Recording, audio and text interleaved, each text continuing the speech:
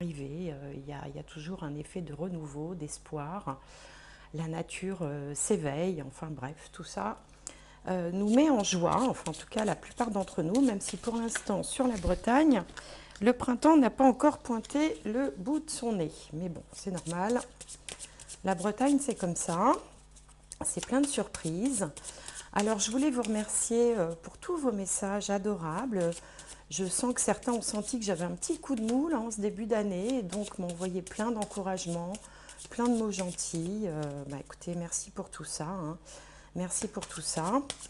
Alors, on va démarrer avec le premier signe, forcément. Alors, pour ce mois-ci, je vais continuer un petit peu comme je le faisais le mois dernier sur le mode de tirage, avec la vie professionnelle, la vie sentimentale, la vie matérielle et la surprise. Mais j'ai mis des nouveaux jeux, notamment l'oracle bleu, celui-ci que je trouve, je sais pas, qui m'inspire bien, l'oracle bleu que je connaissais absolument pas. J'ai d'ailleurs même pas lu la notice, je ne sais même pas comment il se pratique. Moi de toute façon les jeux je les pratique toujours un peu à ma façon. Et puis un autre jeu qui m'a été offert par une amie,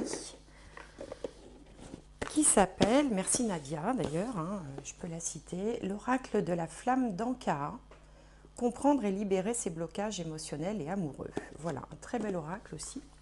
Donc on va utiliser ces deux jeux-là. Et voilà, et j'espère que vous aurez tous de très belles guidances pour ce mois de mars. Alors, les taureaux, j'en profite pour faire une grosse bise à Virginie qui se reconnaîtra. Alors, les taureaux. Hop. Bon, deux, ça fait beaucoup. Allez, taureau. J'aimerais une seule carte.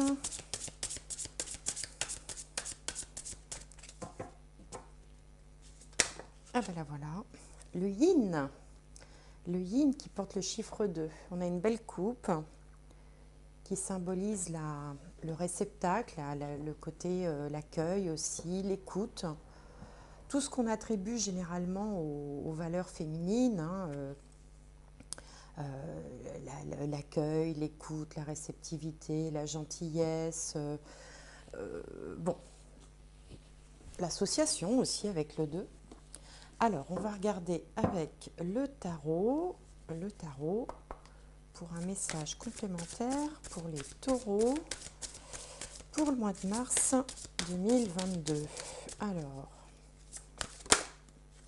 là voilà, le chevalier d'eau, émotif, romantique, enthousiaste, contemplatif, tomber en amour ou faire une demande en mariage, nécessité de bien pondérer ses émotions, une invitation à un événement social.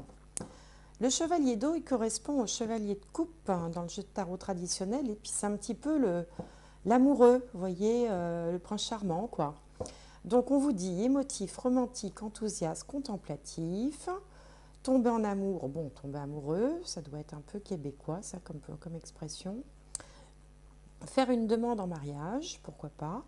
Nécessité de bien pondérer ses émotions, ok, on peut avoir les émotions un peu à fleur de peau, ou alors être invité à un événement social festif, hein, mariage, naissance, fête d'anniversaire, enfin tous les événements autour de la joie et de la bonne humeur, quoi.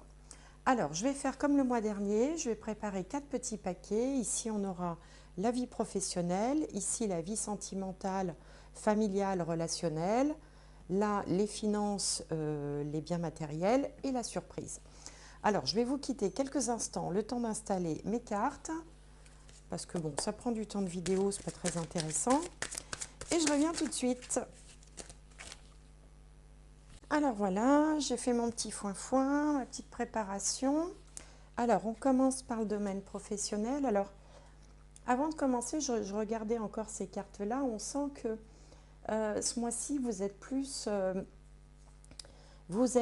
dans la sensibilité, dans le psychisme, les émotions. Voilà, hein, là, on est plus dans les émotions que dans l'action ou que dans le côté matériel des choses, hein. On a deux cartes, le yin, bon, ben voilà, c'est le côté féminin, que vous soyez homme ou femme. Et puis le chevalier d'eau, ça nous ramène au monde des émotions aussi. Donc on va regarder. Alors ici, on a la carte qui s'appelle l'innovation. Jupiter en Verseau, qui porte le chiffre 11. Donc, on est dans le domaine professionnel ou social, hein, bien sûr, parce qu'il ne faut pas oublier les personnes qui ne travailleraient pas encore, qui ne travailleraient plus ou qui ponctuellement ne travailleraient pas. Donc Jupiter, c'est le grand bénéfique. Le Verseau, effectivement, il a beaucoup d'imagination, de créativité, il sait trouver des solutions. Alors, ça me fait penser à un travail en réseau, comme si on essayait de faire fonctionner des réseaux, parce que le 11, ça nous ramène aux amitiés aussi, aux relations, à la vie sociale, justement. Il semblerait que, quel que soit votre métier, vous essayez de faire marcher un peu les relations, le réseau, le réseautage, en trouvant des solutions ou des chemins un petit peu innovants, un peu originaux. Et puis, ça a l'air de plutôt vous réussir, puisque Jupiter, c'est toujours bénéfique. Alors, qu'est-ce qu'on a d'autre à côté? On a le 7 de bâton, que je vais vous montrer ici. Voilà.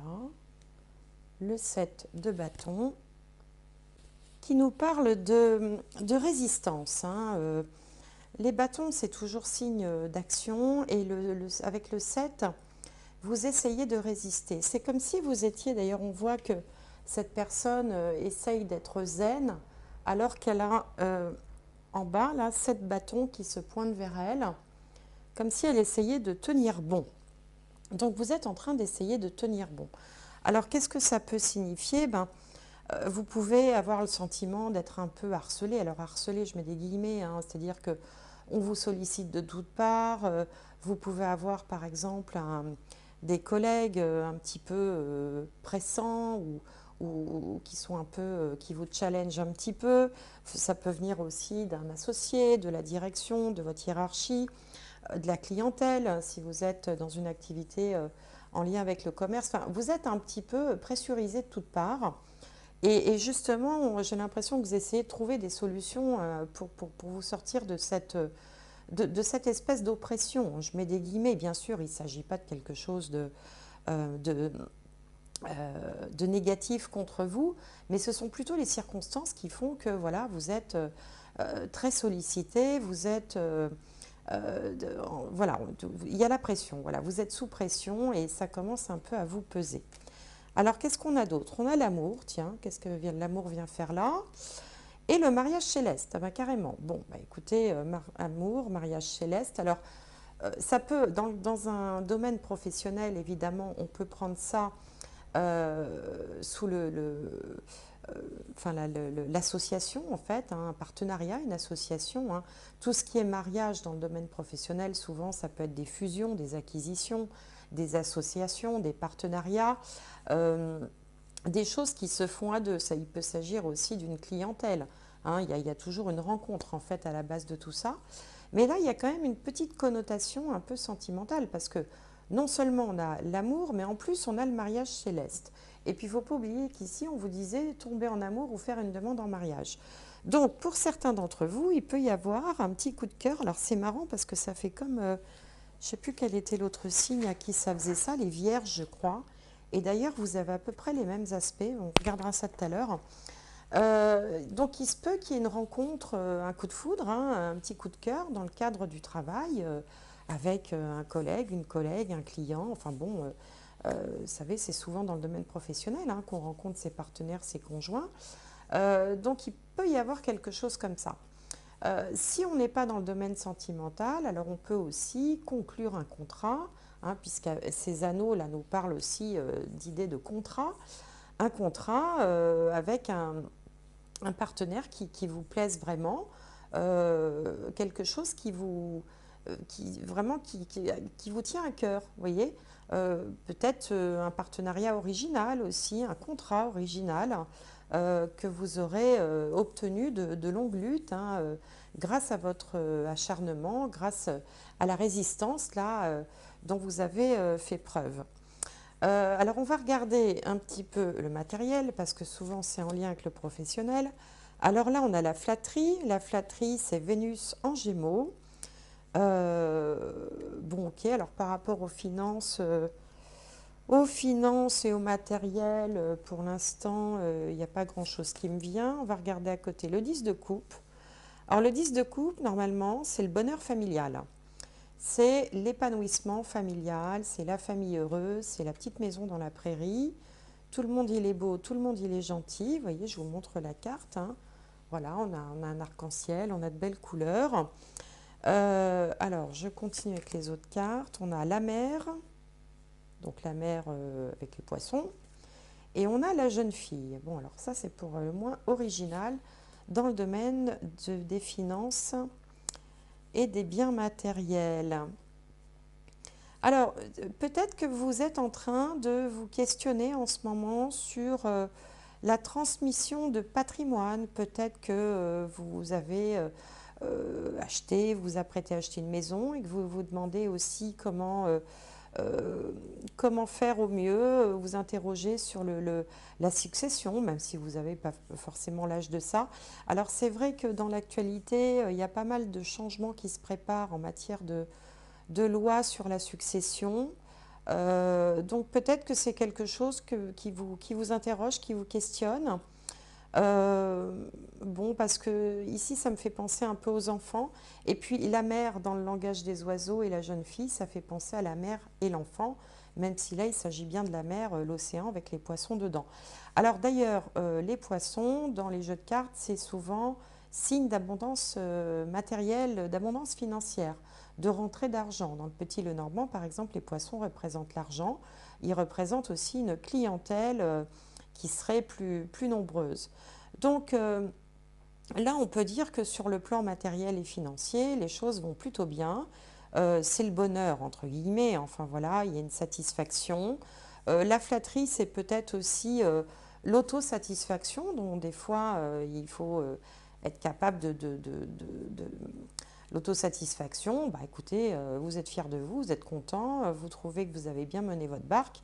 Eh bien, de toute façon, on n'est jamais si bien servi que par soi-même. Donc, on peut être assez content de la façon dont on a mené ses affaires jusque-là. Ça montre aussi, cette carte-là, qu'il peut y avoir différentes sources d'argent. Parce que ici, il s'agit du signe des Gémeaux. Le Gémeaux est un signe double. C'est pour ça d'ailleurs qu'on a deux faces, là, deux visages. Donc, il peut y avoir comme ça différentes sources d'argent, de revenus. Qui en tout cas sont bien investis dans un esprit peut-être de transmission un jour, hein, ou pour en faire profiter la famille avec l'acquisition d'un bien immobilier ou aussi éventuellement le fait de peut-être planifier ses vacances au bord de la mer. Après tout, pourquoi pas.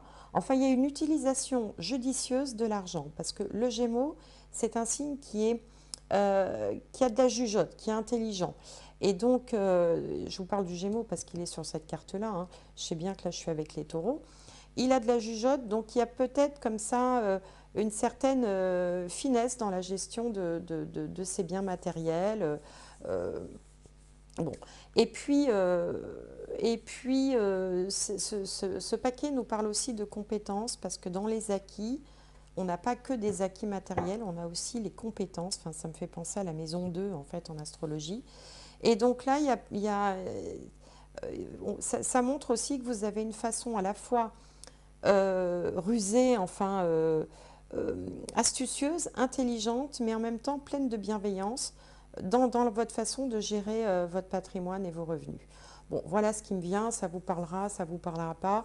En tout cas, retenez, s'il faut retenir une chose, c'est que de ce point de vue-là, on est plutôt dans du positif, de l'abondance, des choses qui viennent à vous, donc plutôt des rentrées d'argent, ce genre de choses. Alors, on va regarder du côté de la vie sentimentale, affective, familiale aussi. Enfin, c'est partout où il y a de l'émotion, il y a des relations, il y a des sentiments. Hein, ce n'est pas que la vie amoureuse, ça peut parler de la famille, ça peut parler des enfants, des parents. Alors, on va regarder. Alors là, on a l'agitation. Mercure en bélier, avec le chiffre 1. Donc il peut y avoir effectivement une certaine effervescence, alors soit dans votre couple, soit dans la famille, soit à la maison. Alors, on va regarder notre carte. Ah oui, là on a le cavalier de Pentacle ou le cavalier de denier dans le jeu de tarot traditionnel.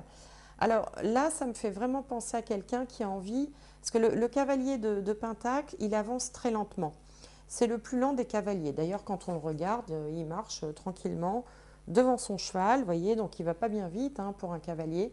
Et comme cette carte, elle fait juste suite à la carte de l'agitation, j'ai l'impression que vous avez besoin de baisser un petit peu le régime, de baisser le rythme, parce que peut-être qu'il y a une certaine fatigue hein, avec ce qu'on a vu ici. Vous avez peut-être besoin simplement voilà, d'essayer de trouver un rythme qui convienne mieux à la famille. Peut-être que la famille, ici, avec l'agitation, a été un petit peu chahutée parce que vous avez un rythme de vie ou de travail qui est assez intense et du coup, il y a des répercussions sur l'ensemble de la famille. Et là, vous ressentez le besoin et tout le monde ressent le besoin de ralentir le rythme un petit peu. Enfin bon, c'est ce qui me vient. Alors, qu'est-ce qu'on a d'autre? On a la progression. Ok, donc là, c'est une forme d'amélioration. Dans le relationnel, peut-être on a l'hiver, alors peut-être que justement cette agitation, cette effervescence durait depuis l'hiver et que là vous allez peut-être pouvoir souffler un petit peu en famille, alors c'est peut-être pour ça aussi que vous planifiez des vacances, pour que tout le monde puisse en profiter. Bon, pour l'instant, ça ne me parle pas réellement de vie amoureuse, hein. On est plutôt, je pense, dans le cadre de la famille. Ici, on a la lignée transgénérationnelle. Alors ça, c'est intéressant comme carte parce que peut-être que là, on vous invite à réfléchir sur des schémas répétitifs familiaux. Hein. Pourquoi est-ce que vous vous donnez autant? Pourquoi est-ce que vous êtes là en train de faire le constat qu'il faut peut-être un peu ralentir le rythme? Vous voyez, ce genre de questionnement. Et ici, on a le mariage. Ah ben, rien que ça. Cette situation comporte un mariage.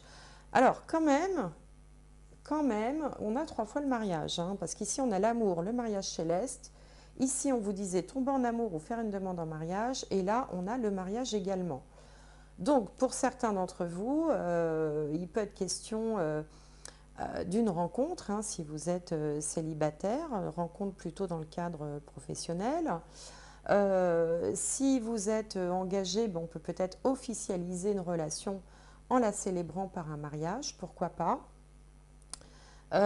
Et autrement, tout ce que je viens de dire précédemment sur le fait de ralentir le rythme, de prendre conscience que voilà, il n'y a peut-être pas que le travail dans la vie ou que l'activité, qu'il y a un peu trop d'effervescence et que voilà, prendre un petit peu le temps de donner du temps au temps, ça peut être bénéfique aussi dans un couple. Hein, si vous êtes engagé dans une relation et qu'il y a peut-être un truc à travailler par rapport à votre relation au travail cette fois-ci, hein, la façon dont vous considérez votre vie professionnelle. Il y a des personnes pour qui la vie professionnelle va prendre tout l'écran, vous voyez, et puis ben, le reste, c'est s'il me reste un peu de temps, je m'occupe du reste, vous voyez. Donc parfois on fait ces constats-là dans la vie, ça m'est arrivé aussi d'ailleurs, où on se dit, bon mais là il faudrait peut-être rétablir l'équilibre un peu. Voilà, alors on va voir quelle va être ta surprise. Alors on a les secrets, Vénus en Scorpion, donc un petit secret, peut-être une cachotterie. Bon, on va voir. Ici, on a le 4 de bâton. Alors, le 4 de bâton, c'est marrant parce que c'est aussi la célébration du mariage. C'est marrant, ça, quand même, ça fait 4 fois.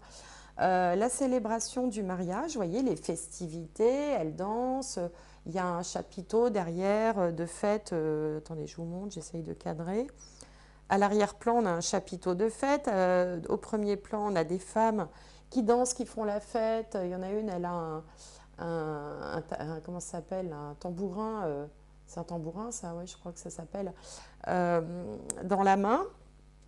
Bon, il y a une idée quand même de célébrer quelque chose. Alors, on vous a dit d'ailleurs que vous seriez peut-être invité à un événement social. Donc, bah, écoutez, ça a l'air d'en prendre le chemin. En tout cas, il y a un événement festif. Alors, ce n'est pas forcément un mariage, ça peut être une fête. Ça peut être aussi une fête dans le cadre professionnel, une réunion, vous voyez, comme on peut faire parfois dans certaines entreprises.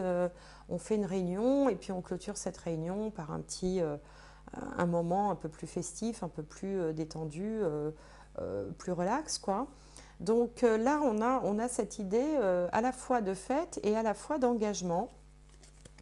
Alors, qu'est-ce qu'on a d'autre? Le travail, bah tiens, c'est marrant parce que voilà, je viens de vous dire, ce sera peut-être une fête ou un événement au sein du travail. Ici, on a la carte du travail et là, on a l'indécision. Alors, il y a quand même quelque chose qui vous turlupine, d'où peut-être le secret. Alors, bon, pour certains, il peut y avoir une rencontre dans le cadre du travail, que pour l'instant, vous allez garder un peu secret parce que, voilà, enfin, il y a toujours un temps où on est un peu plus prudent. Mais ça peut aussi dévoiler, alors ça, ce serait sur le plan, vous voyez, sentimental, voilà, de la rencontre, du petit coup de cœur. Mais ça, il se peut aussi qu'il y ait un travail psychologique là, qui se mette en place, où justement l'indécision serait par rapport à une prise de position ou un dilemme. Je parlerai plus d'un dilemme, vous voyez, quand voilà, on est pris entre deux feux, entre le besoin de se détendre, d'avoir un peu de bon temps, d'avoir des moments de loisir et le travail. J'ai l'impression que là, vous faites un peu le constat que le travail a pris beaucoup d'espace dans votre vie et que vous avez besoin, votre famille, les gens qui vous entourent, enfin tout le monde, aurait besoin d'un petit peu plus de, de temps de loisir, de se centrer plus sur la famille, les amis, le couple.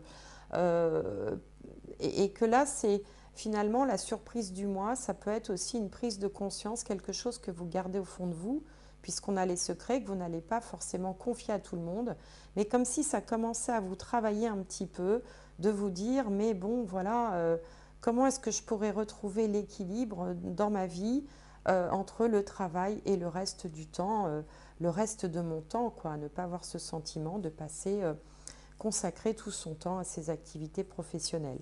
Bon, voilà ce qui me vient. Alors, je ne suis pas en train de vous dire de tout plaquer, bien sûr, mais peut-être d'équilibre. Parce que le yin, bon, je vous ai parlé du côté yin, mais le yin ne peut pas fonctionner sans le yang parce que ça forme un tout. Et le tout parle d'équilibre. Quand on parle de yin et de yang, c'est une question d'équilibre. Et là, on a l'indécision qui nous ramène aussi à l'équilibre. Donc, il y a peut-être quelque chose comme ça. Alors, je n'ai pas regardé votre thème. Donc là, j'avais tiré un thème horaire avant-hier. Et donc, vous êtes où? Donc, vous êtes taureau, là. Alors, déjà, vous avez Uranus qui est dans votre signe. Donc, Uranus, ça peut évoquer les choses qui se passent comme ça un petit peu d'un coup. Euh, mais bon, Uranus, il va stationner un petit moment dans votre signe, puisque Uranus, il met un temps fou à faire le tour. Vous avez un bel aspect. Ah, et c'est pour ça que ça fait comme les vierges. Vous avez Vénus et Mars. Alors, Vénus et Mars, il n'y a pas besoin de faire de l'astrologie pour savoir que Vénus, c'est le principe féminin, Mars, c'est le principe masculin, qui sont en ce moment conjoints, c'est-à-dire qu'ils sont au même endroit. Ils sont l'un à côté de l'autre, avec Pluton en plus qui n'est pas très loin, Pluton qui symbolise la passion, et qui font un bel aspect, un aspect harmonieux à votre signe. Donc on n'est pas à l'abri d'une rencontre, d'un coup de foudre, effectivement, quelque chose comme ça. Ou alors, si ce n'est pas dans le domaine sentimental, ben, on va se découvrir un engouement pour un loisir, pour une activité, pour un sujet, un domaine. Bon, voilà, Vénus, c'est bon, la planète de l'amour, mais c'est aussi la planète de tout ce qui plaît, tout ce qui vous plaît. Quand on aime quelque chose, il y a toujours du Vénus là-dedans. Alors, on voit également que vous avez un bel aspect de Jupiter et Neptune à votre signe. Donc, Jupiter, c'est le grand bénéfique. Il intervient généralement aussi dans tout ce qui est rentrée d'argent, promotion professionnelle. Il a un rapport aussi avec les enfants. Donc, tout ça, ça se passe très bien. Bon, le Soleil est en train d'activer tout ça en ce moment, puisqu'en ce moment, le Soleil est en Poisson. Donc, il va passer sur Jupiter et sur Neptune et mettre un projecteur, activer ça, et donc ça, vous allez en tirer les bénéfices. Et puis, bon, dans les choses un peu plus négatives, on a Saturne qui fait un mauvais aspect à votre signe. Donc, Saturne, c'est tout ce qui est les ralentissements, la fatigue, le ras-le-bol un petit peu, un sentiment qui peut être un sentiment d'enfermement, enfermement un peu psychologique, où on se sent contraint. Vous voyez, on est les contraintes quotidiennes, le travail. Bon. Et c'est peut-être ça aussi qui transparaissait ici avec le 7 de bâton, c'est plutôt le côté Saturne. Et pour le reste, vous avez de très bons aspects en ce moment dans votre ciel. Alors bien sûr, je parle par rapport au signe du taureau, hein. Après, pour affiner, il faudrait avoir... je ne peux pas faire des thèmes individuels, bien sûr, ici sur YouTube. Pour avoir quelque chose de très précis, il faudrait que j'ai votre heure et votre lieu de naissance, mais qui sera forcément différent pour tout le monde. Mais disons que pour l'ensemble des taureaux, quand même, on va retrouver ces grandes tendances-là. D'ailleurs, je vous invite, comme à chaque fois, toujours à aller voir votre signe lunaire et signe ascendant et signe solaire, si jamais le taureau n'est pas votre signe solaire, pour pouvoir vous faire votre propre petite synthèse. Alors, qu'est-ce que... Oh, écoutez, on a l'amour. Non, mais c'est fou ça quand même, là. Qu'est-ce qui se passe alors? Bon, les taureaux, hein, si vous rencontrez la personne de votre vie là, au mois de mars, vous m'envoyez un petit commentaire, hein, s'il vous plaît. Alors, l'amour. Reconnaissez toutes les personnes formidables qui vous entourent. Vous voyez, c'est joli, hein? Reconnaissez toutes les personnes formidables qui vous entourent. Vous avez tiré 2 fois l'amour quand même, hein. Je vous montre, je ne sais pas s'il est... Voilà. Hein, l'amour et l'amour. Bon, ici, on a 3 fois le mariage. Bon, bah écoutez, hein, moi, c'est tout ce que je vous souhaite, en tout cas. D'être heureux. Alors, un dernier message pour les taureaux. Mais là, je vous trouve gâtés quand même, hein. Alors, hop, allez, un message pour les taureaux. Coup de théâtre. Réjouis-toi des coups du destin. Antidote à la monotonie, ils ont le parfum de ces instants où avec espièglerie, la vie nous surprend. Bah écoutez, c'est magnifique ça pour terminer votre guidance. Coup de théâtre. Réjouis-toi des coups du destin, antidote à la monotonie, ils ont le parfum de ces instants où avec espièglerie, la vie nous surprend. Et puis avant de conclure, je voulais faire un petit coucou aux 3 personnes qui avaient gagné la guidance gratuite que j'avais faite là en décembre-janvier, qui étaient toutes les 3 du signe du taureau. C'était rigolo d'ailleurs. J'espère que cette guidance va aussi, vous allez en profiter pleinement et je pense à vous 3 et je vous fais des gros bisous. Et puis, ben, écoutez, je vous souhaite à tous un très bon mois de mars, hein. Profitez des énergies printanières. Je vous remercie de m'avoir suivi. Si vous pouviez vous abonner si ce n'est pas fait, ce serait gentil parce que j'ai vu que 75% des gens qui me suivent régulièrement ne sont pas abonnés. Alors, si vous voulez me faire un petit plaisir gratuit à moi, bah, vous pouvez faire ça. Portez-vous bien, gardez les énergies hautes et à très bientôt.